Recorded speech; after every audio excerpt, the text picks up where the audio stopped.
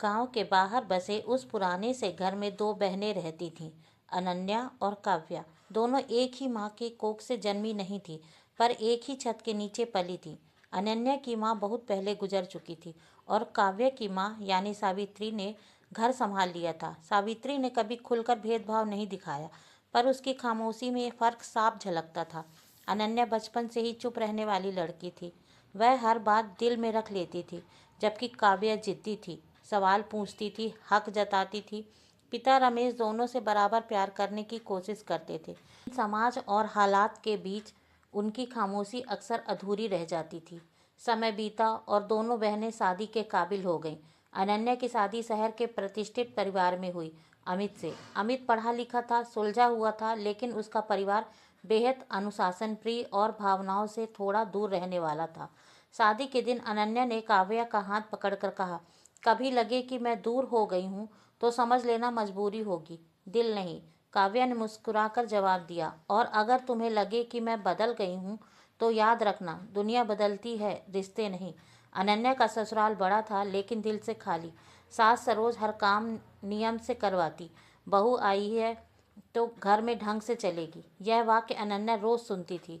अमित अच्छा इंसान था, पर हर बात पर माँ के आगे चुप हो जाता। रात को अनन्या जब थकी हुई आंखों से पूछती है, अमित मैं कुछ गलत तो नहीं कर रही हूँ, तो वह बस इतना कहता, थोड़ा समय दो, सब ठीक हो जाएगा। उधर काव्या की शादी छोटे कस्बे में मोहन से हुई। मोहन भावुक था लेकिन कमज़ोर। उसकी माँ श्यामा देवी हर बात में ताने देती। आजकल की लड़कियां घर नहीं, बस अपने मायकों को जानती हैं। काव्या हर ताने को जवाब देना चाहती थी, लेकिन मोहन कहता, अम्मा बूढ़ी हो, चुप रहो। धीरे धीरे काव्य की आवाज़ घर में दबने लगी। कुछ महीनों बाद अनन्या माँ बनी। घर में खुशियाँ आई, पर साथ ही जिम्मेदारियाँ भी बढ़ गईं। सास ने बच्चे की परवरिश अपने हाथ में ले ली। अनन्या बस देखती रह गई। एक दिन उसने हिम्मत करके कहा, माँ जी मैं भी उसकी माँ हूँ। सरोज ने ठंडे स्वर में जवाब दिया, माँ बनने के लिए पैदा करना काफ़ी नहीं होता, समझ भी चाहिए। उस रात अनन्या बहुत रोई। उसने काव्या को फ़ोन किया। काव्या ने सुनते ही कहा, दी तुम अकेली नहीं हो। लेकिन काव्या खुद भी टूट चुकी थी। मोहन शराब पीने लगा था। एक रात गुस्से में उसने कहा, अगर तू इतनी समझदार होती तो मेरी ज़िंदगी आसान होती। वह रात काव्या के जीवन में सबसे भारी रात थी।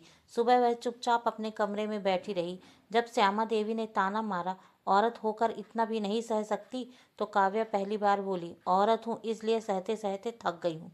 कुछ समय बाद काव्या मायके आ गई। लोगों ने बात बनाई, सौतेली बहनें हैं इसलिए घर टूट गया। माँ अलग होती है, संस्कार भी अलग होते हैं। अनन्या भी बच्चे के साथ मायके आई।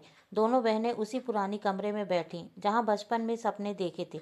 काव्या ने कहा, दी क्या गलती सिर्फ हमारी है? अनन्या ने उसका हाथ थामकर कहा, नहीं, गलती उस सोच की है जो औरत को बस निभाने वाली समझती है। पिता रमेश ने पहली बार खुलकर बात की। मैंने हमेशा शांति के लिए चुप्पी चुनी, पर शायद वह मेरी सबसे बड़ी गलती है।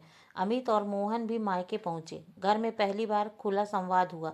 अमित ने कहा, मैं अच्छा पति बनना चाहता था, पर अच्छा बेटा बनते बनते तुम्हारा दर्द नहीं देख पाया।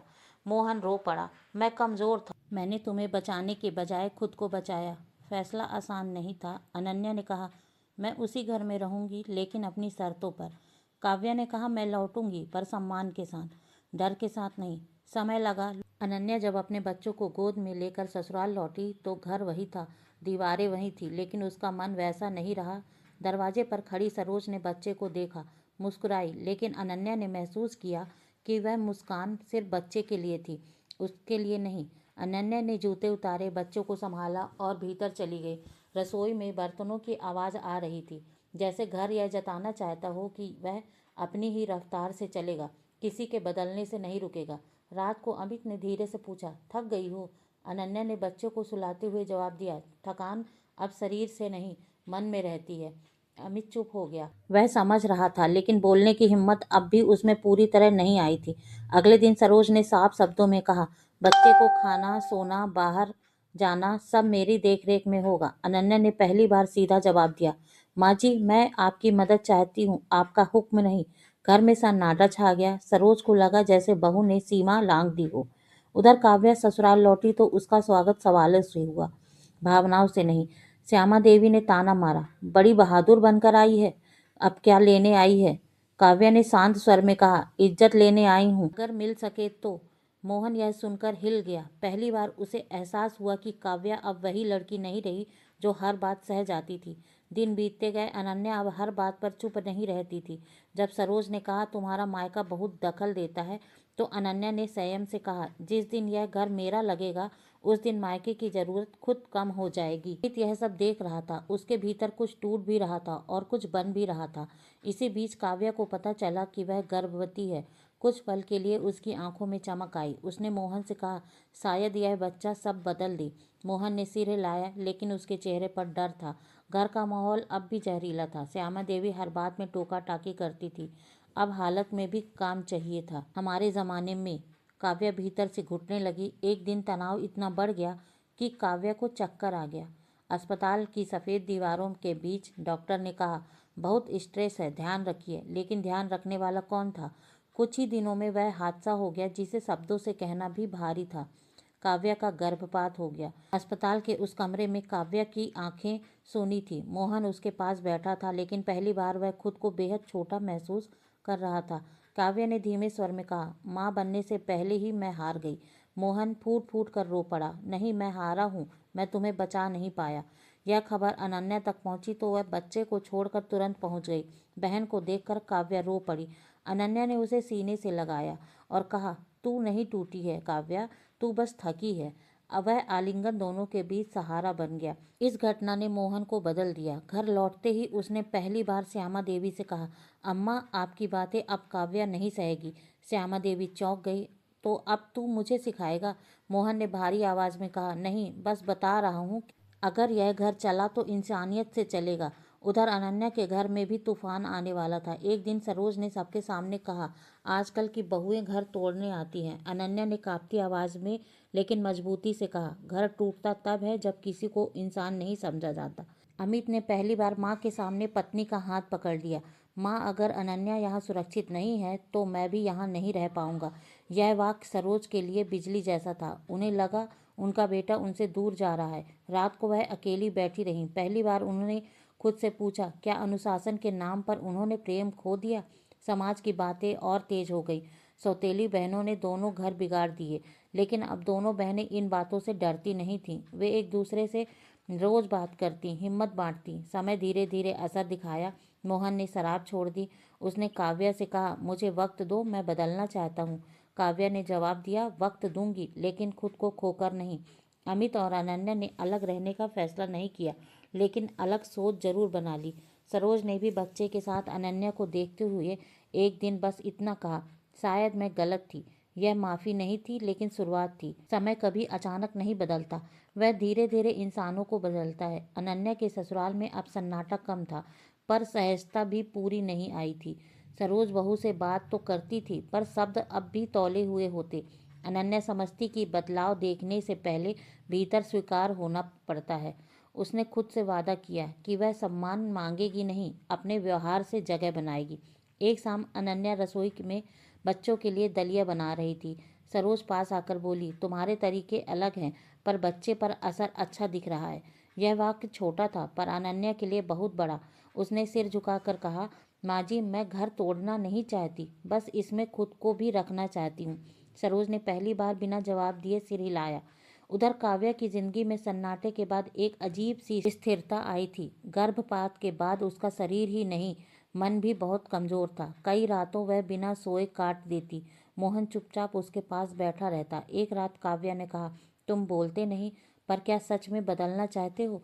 मोहन की आंखें भर आई। उसने कहा, मैं हर दिन खुद से लड़ रहा हूँ ताकि तुम्हें फिर कभी अकेला महसूस ना करना पड़े।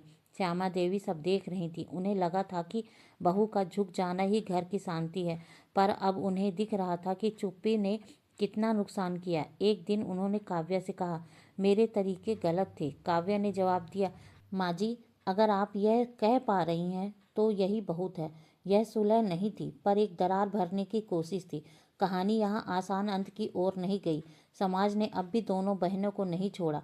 एक पारिवारिक कार्यक्रम में किसी ने ताना मारा, सौतेली बहनों ने मिलकर घरों को सिर पर चढ़ा लिया है। अनन्या ने शांत स्वर में कहा, हमने सिर नहीं चढ़ाया है, बस जमीन पर खड़ा होना सीखा है।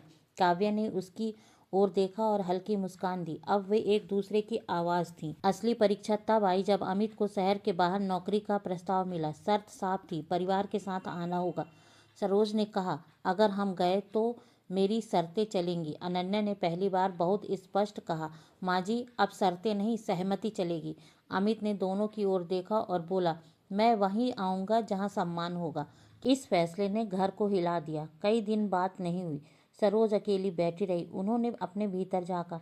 उन्हें समझ आया कि अगर उन्होंने बेटे बहू को रोके रखा तो वह हारेंगी, और अगर साथ चली तो सीखेंगी। आखिरकार उन्होंने कहा, चलो कोशिश करते हैं। यह वाक्य किसी समझौते से ज़्यादा साहस का था। काव्या के जीवन में भी एक बड़ा मोड़ आया। उसे शहर में काम का अवसर मिला, छोटा सा पर उसकी पहचान का। मोहन ने कहा, अगर तुम्हें जाना है तो जाओ, मैं तुम्हारे साथ हूँ। श्यामा देवी ने पहली बार कहा, काम करोगी तो घर बिगड़ेगा नहीं। काव्या की आंखों में आंसू थे, पर यह राहत के थे। शहर में दोनों बहनें फिर से साथ हुईं, अलग अलग घर पर पास पास। वो हर शाम मिलती, चाय पीती, बीते दिनों को याद करती और आने वाले कल की योजनाएं बनाती। अनन्या ने एक दिन कहा, हम सौतेली कहलाएं, पर शायद हमें इसलिए जोड़ा गया था ताकि हम टूटकर भी जुड़ना सीखें। काव्या ने जवाब दिया, और ताकि हम अपनी बेटियों को यह सिखा सकें कि रिश्ते खामोशी से नहीं, संवाद से बसते हैं। समय के साथ घरों में बदलाव दिखने लगा। सरोज अब आदेश नहीं देती थी, सलाह देती थी। श्यामा देवी ताने कम और सवाल ज़्यादा पूछने लगी। अमित ने माँ और पत्नी के बीच पुल बनना सीख लिया। मोहन ने जिम्मेदारी को बोझ नहीं, साझेदारी समझा। इस कहानी का अंत किसी पराजय या पूर्ण जीत से नहीं हुआ। यह अंत उस समय से हुआ जहां हर किरदार थोड़ा बेहतर इंसान बन पाया।